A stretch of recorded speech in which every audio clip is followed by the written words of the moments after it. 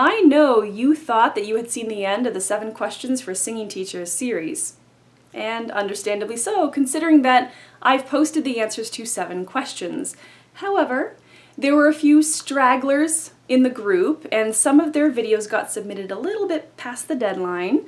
Nevertheless, I feel as though there's some real value in what these teachers have to say, and so I wanted to make sure that you're able to see their answers to those questions. And hopefully this will satisfy those of you who were kind of sad to see the end of this series.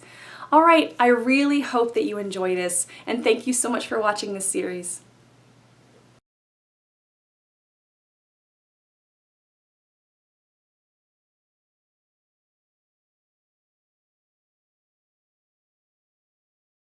Hi, my name is Kate Baker. Okay, 5 most important elements I would say is first to be free, vocally and creatively. And to do that, it's best that you learn the piano or a chord instrument so you can then go over bar lines, you can hear things, and it can open up your whole creative being. The second thing is connection, and both connection to the breath, to your soul. And you can attain that also through your airflow, and that's really important. And then being in the moment, so you're not in your head, so you're so connected to the lyric and what you're saying, and that's really important. And the alignment of your body, and so that your pelvic floor, you understand that, and your pelvis, and also to release tension. That's a big one that we tend to hold in different areas depending upon the person, so you have all these alignment. And the other thing is the balance of the voice. That is so important, that you can go through your whole instrument and work the mezzo di voce and work the crescendos and the decrescendos so that you can have balance. Once you have balance, then you can work everything else, but balance is key, like in life.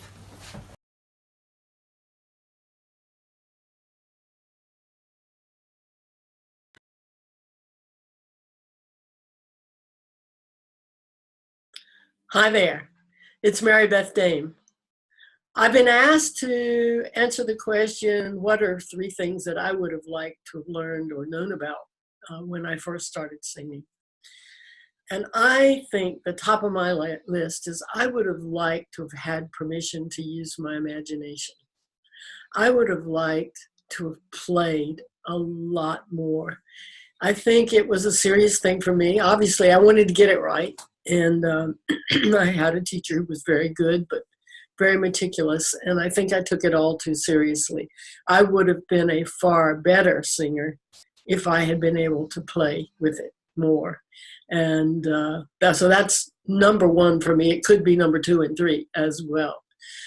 I think number 2 and 3 would have been, it would have been nice to have had more peripheral courses with the singing. I mean, I started dance at 3, but I believe that in my university course and when I was studying singing with teachers there, I would have liked to have been encouraged to do more dance and more movement, things that freed the body.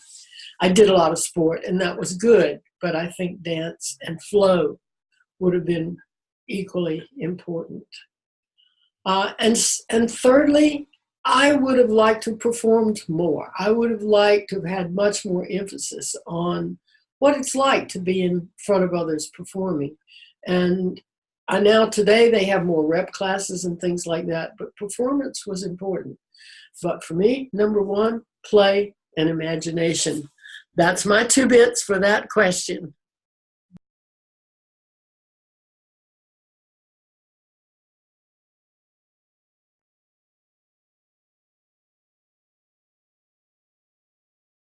Hi, Chris from The Naked Vocalist here, talking about my favourite exercise. Now, why wouldn't I choose the straw? Now, I don't use the straw every day, and I certainly don't use it with every client, but I can't deny how effective it is in so many scenarios that it makes it into my favourite exercise. Now, one of the first things it's amazing for is if you're a beginner and you don't get the chance to get a lot of instruction or guidance from someone, with a very short informational video or a blog post, you can show someone how to do a straw exercise really quickly. And that can give a beginner singer enough influence on their singing system to train the intrinsic muscles of the larynx, to try and relax some of the throat muscles, to engage or train some of the breath support muscles so quickly and so directly that give it a couple of weeks of straw phonation and straw glides, that singer can kind of prime themselves for some extra work, gain some flexibility without having to be super correct with about how they deliver this exercise. So that's one of the great uses. Another one is for rehabilitation. So when your voice is unwell or very tired, post-surgery, for example, the straw exercise is also a way to rehabilitate, and it can sometimes be the only way in which you can vocalize without pain, discomfort, fatigue, and all those things that come along with an unwell voice. So that's also another use for it. Also, when you're finished working with the straw, you can just stick it under your tongue and perform your tongue tension exercises should you need to work on them. So that is why straw singing has made it into my favorite exercise. If you want to know how you use it, I recommend looking up Ingo Tietze's straw video on YouTube. I don't need to reinvent the wheel here. He's given you the most perfect video to get you started. So give that a look and then move on to some more challenging, more fruitful exercises after you've warmed up with that.